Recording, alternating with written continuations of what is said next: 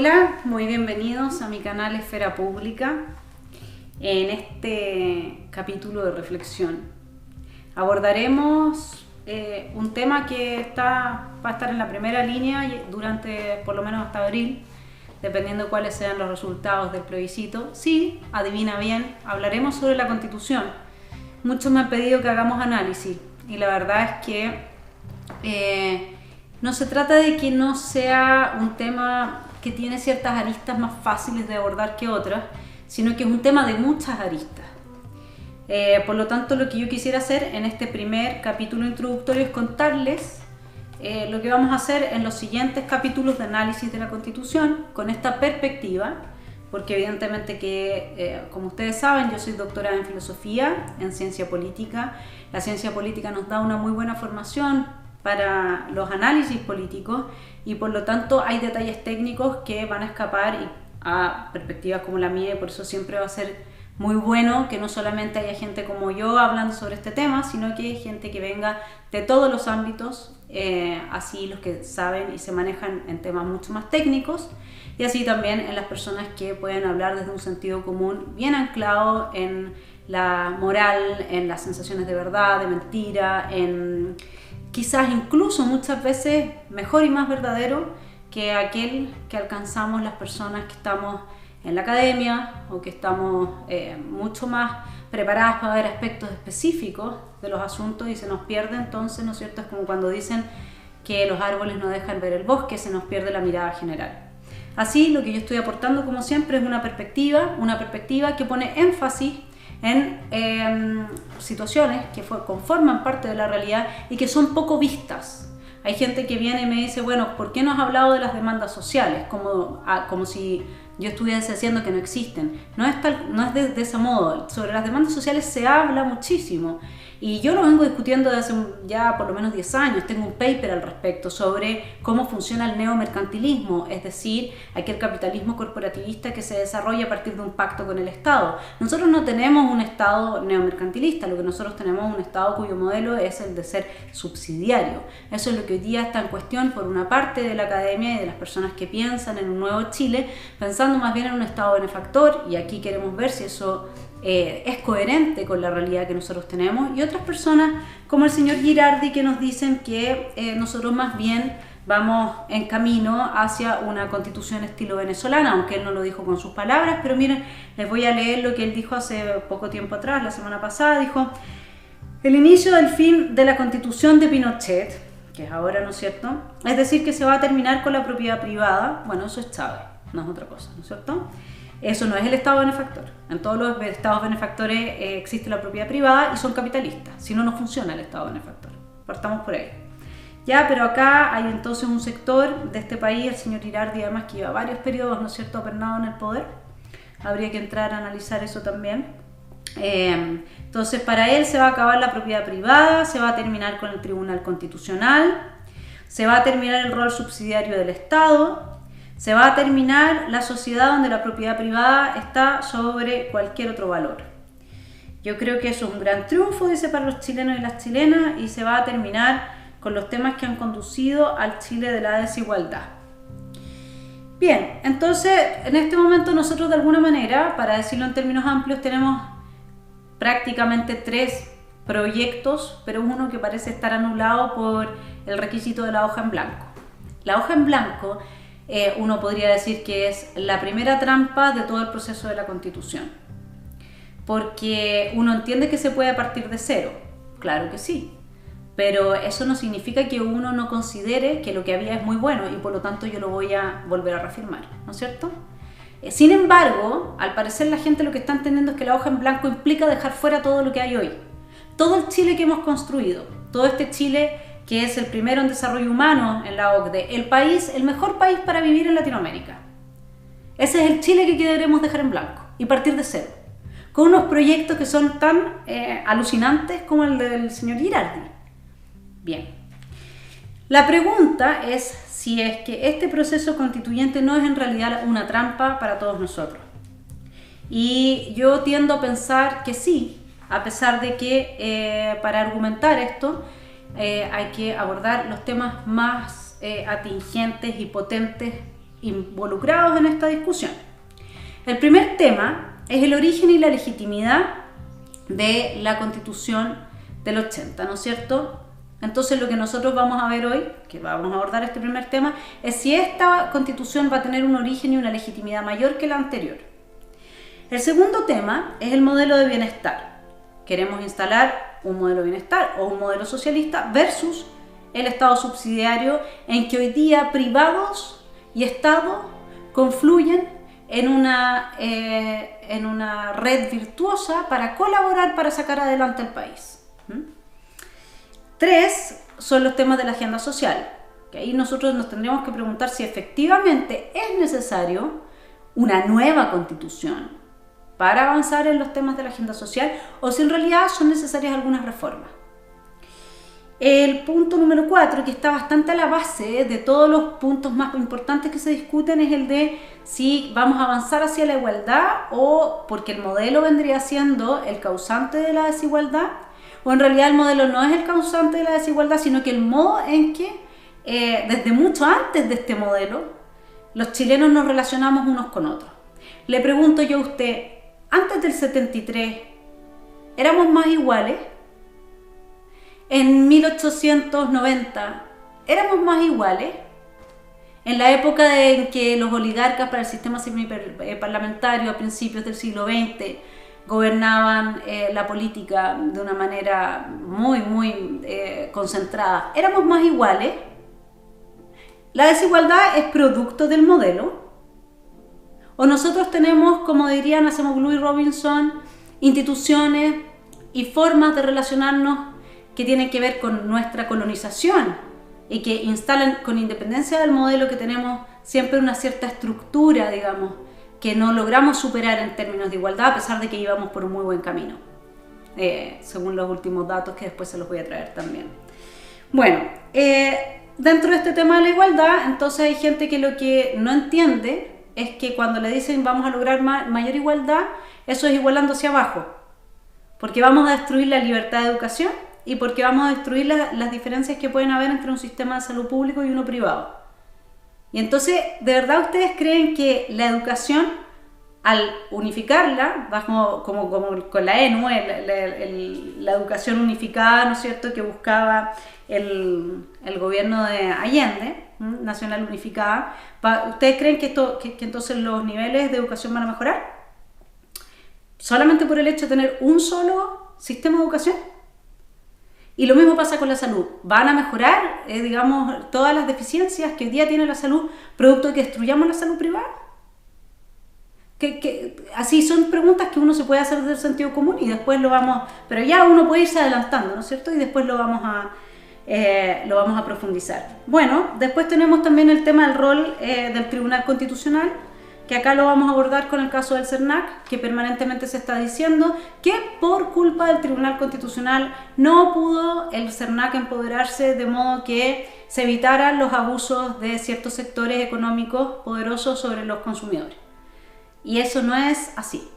Esa puede ser una consecuencia del fallo del tribunal, vista de soslayo, pero el tribunal no falla en favor de grupos económicos. El tribunal falla en favor de la división de los 3 poderes del Estado. Y esto lo vamos a abordar en otro capítulo.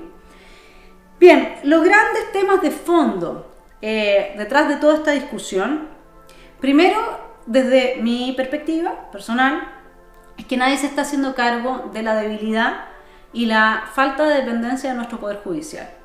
Porque parte importante de estos problemas, por ejemplo el tema del CERNAC, ¿no es cierto? ¿Por qué tiene que una agencia del Estado preocuparse de juicios que pueden ser abordados perfectamente por los tribunales de justicia? ¿Cierto? ¿Quién está hoy día abogando por fortalecer el Poder Judicial, por terminar con los lazos de corrupción, por empoderar el rol regulatorio del Estado? Porque nosotros tenemos un modelo que hace del Estado un Estado subsidiario, pero también un Estado regulador. Y donde, desde mi perspectiva, ha fallado profundamente el Estado en su capacidad regulatoria. ¿Quién está poniendo énfasis? Es que son temas muy fome. Esos temas, ¿no es cierto?, no me hacen la superstar, la superestrella de la esfera pública. No, esos son temas que solamente ayudan a tener una mucha mejor institucionalidad donde se encuentra la base de la felicidad y la prosperidad de los pueblos, ¿sí? Eso lo sabemos cualquiera que haya estudiado o haya leído algo de teoría política o que haya leído los Founding Fathers, los padres fundadores de Estados Unidos, en sus Federalist Papers, o cualquiera sabe eso. Digamos, un país sin instituciones, un país en el que no se respeta la propiedad privada, es un país donde acampa la pobreza. Entonces, ¿dónde primero deberíamos estar mirando? Es en perfeccionar nuestras instituciones y entre ellas, por sobre todas las cosas, el Poder Judicial. Vamos a ir volviendo sobre este tema. Y bueno, y el otro tema que tenemos muy fuerte frente a las propuestas en pugna es que hay una mentalidad absolutamente utópica de parte de cierta clase política, a la cual por lo demás le ha ido muy bien económicamente, y cierto grupo académico importante en nuestro país. Hay una utopía de pensar que realmente podemos dejar de lado todo lo que en ciencia política llamamos los path dependence. Eso quiere decir formas de comportamiento que van mucho más allá de la posibilidad de reformas racionales y teóricas, hábitos que están anquilosados en nuestras costumbres y que podemos dejar atrás todo lo que somos, las fallas que tiene nuestro Estado, que es gigantesco, donde 8 de cada 10 políticas públicas no pasan de curso, y sin embargo el 99% de sus funcionarios reciben bono por rendimiento. O sea, desde la perspectiva de los bonos, nosotros tenemos el Estado más eficaz prácticamente del mundo. ¿Se dan cuenta? Entonces, hay personas que al proponer mayor poder para el Estado, en realidad, parece que lo que quieren es castigar a una cierta proporción de la población que ha logrado con mucho esfuerzo salir adelante, en vez de ayudar a la gente que está mal, porque esa gente hoy día, si se le aplica la política pública tal cual como lo hacemos, no lo estamos ayudando. ¿Y qué se dice sobre eso? Hay muy poca gente que habla sobre eso. Entonces, tomemos el primer tema, luego de esta introducción. Quiero referirme a si es que, yo aquí tengo la Constitución, ¿no es cierto?, del 80, que supuestamente tendría un problema de legitimidad, que se entiende, ¿no es cierto?, porque no fue hecho bajo un gobierno democrático, y después de una discusión de 7 años y de muchas reformas, creo que son más de 30, esta Constitución, a pesar de haber sido reformada, todo lo que se ha hecho, no sería una Constitución legítima para nuestro país. Y uno puede entenderlo desde la perspectiva de las personas que fueron víctimas de un régimen militar que legó este ordenamiento institucional. ¿Sí? O sea, decirles o pedirles a ellas que consideren que esta Constitución es legítima sería poco razonable, por dejarlo ahí. Sin embargo, luego veamos que durante todos los gobiernos de la Concertación, estas reformas han ido cambiando, en parte importante, las dificultades que presentaba la Constitución específicamente asociada a un régimen autoritario, y se fue democratizando. ¿Qué sucede con ese proceso? Que ese proceso responde a las vivencias y a la experiencia histórica de los chilenos.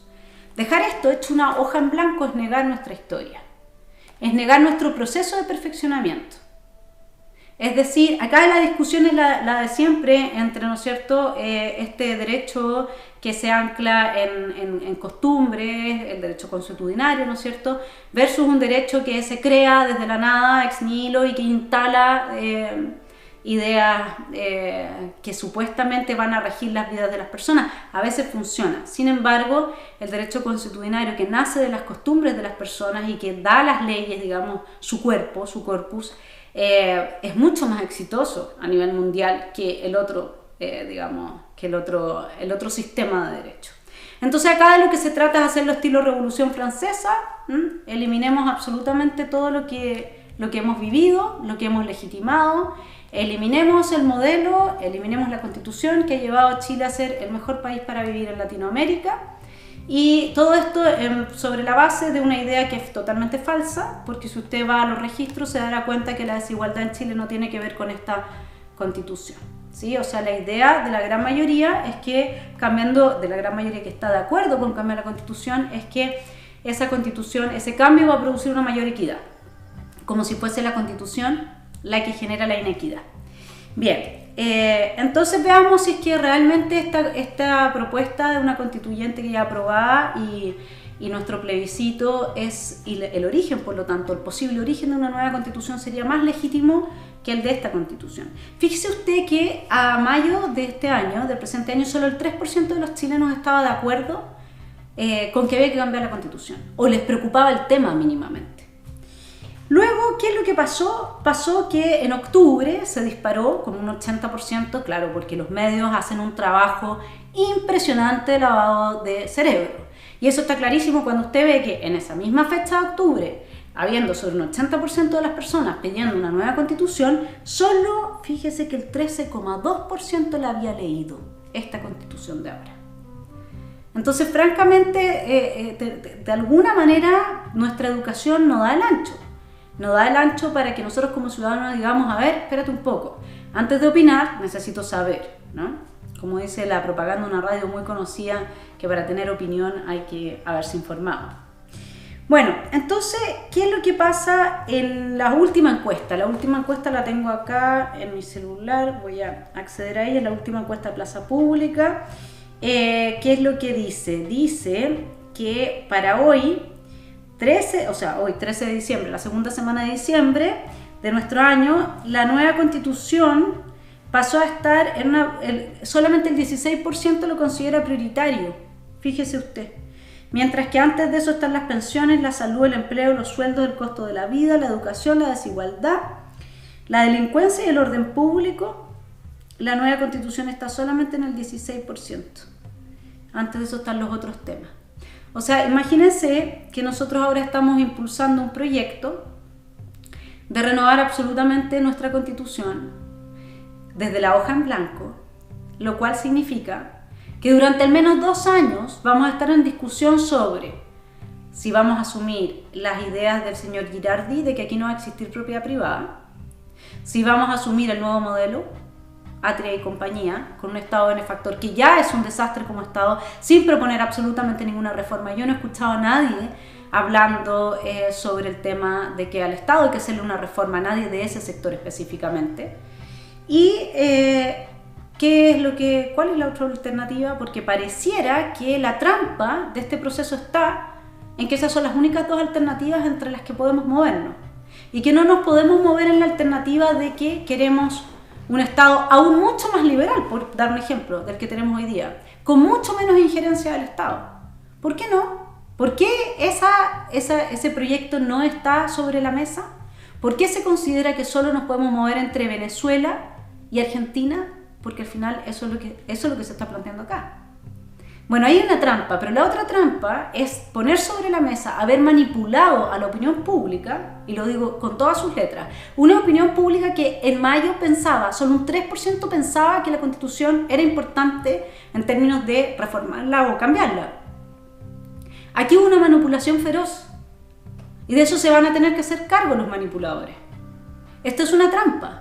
Y es una trampa que no solamente implica manipular a la opinión pública desde un 3% que consideraba completamente irrelevante la Constitución, al punto que hoy día de nuevo se dio vuelta el apoyo o la preocupación por una nueva Constitución. Hoy día de nuevo estamos hablando de un porcentaje mucho menor de gente que lo considera relevante. Esto es un juego político. Es un juego político que solamente puede terminar, dado los 2 proyectos que están en pugna, en más poder para los políticos. ¿Quiénes son los políticos? Los habitantes del Estado. Los burócratas que se dan en un 99% del bono por eficiencia, cuando 8 de cada 10 de sus políticas públicas no funcionan con nuestro dinero. Ese es el proyecto político que puede ganar, o el otro proyecto. ¿Y por qué no está el proyecto alternativo? Porque esto es una trampa. Esta es la verdadera trampa. La Constitución tramposa sería esta. Y dígame una cosa, cuando yo le voy a leer para terminar, ¿no es cierto? ¿Qué pasa si hay mucha gente que vota por miedo? Por el miedo, dado el proceso de destrucción y de violencia que ha vivido el país, a que esto no pare. ¿A usted le parece que ese voto es un voto legítimo? ¿Votar por miedo? ¿Por miedo después de que me destruyeron mi pyme? ¿Por miedo después de que tenemos acá un señor, ¿no es cierto? Se lo voy a leer. Este es un señor bien particular, que no es ningún ignorante. Déjeme buscárselo. Acá lo tengo. Este señor nos hizo una tremenda amenaza a todos los chilenos. Se llama Marco Duque Díaz y él tuiteó el 23 de diciembre, tuiteó lo siguiente: ustedes paran este proceso por el proceso constituyente y les damos vuelta a Chile. Esto se incendia de Arica a Punta Arenas, así que vaya votando sí. y duerma tranquilo. La democracia bien, pero sin la P en el ojo. Basta. ¿A usted le parece que este es un origen legítimo para una constitución? ¿Hacerlo bajo este tipo de amenaza? Bien, hemos abordado en este capítulo el primer tema sobre la nueva constitución.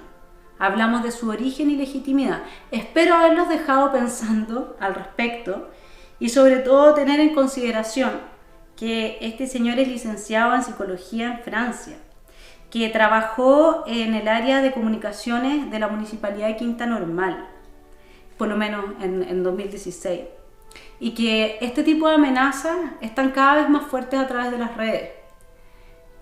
¿Saben? Si van a votar que sí, no es un problema, pero hacerlo desde el miedo significa que nuestra nueva constitución no va a ser legítima.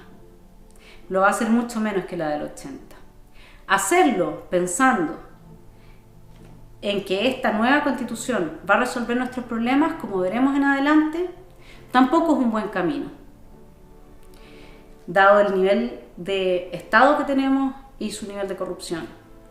Al mismo tiempo, votar que sí, cuando en realidad si usted revisa qué es lo que pensaba antes de la crisis y se da cuenta que la gran parte de las soluciones a los problemas no pasa por cambiar la Constitución, sino que por leyes específicas que nuestros diputados y senadores no han querido votar para disolver el pernicioso juego entre el poder político y ciertos sectores económicos, tampoco le va a dar mayor origen a la Constitución. Porque si esa Constitución nueva falla, usted va a decir, es que en realidad yo voté que sí porque, bueno, en realidad nunca estuvo en mis prioridades. Si no estuvo en sus prioridades, entonces sea leal a sí mismo y vote según lo que siempre ha pensado. Que no usen el tongo de la nueva Constitución para evitar hacer las reformas que le cambian la vida realmente a la gente. Que tenga muy buenas tardes, póngale like y suscríbase a mi canal si es que quiere seguir estando al día con los análisis sobre los puntos que he citado que vamos a abordar en los próximos capítulos. Muy buenas tardes.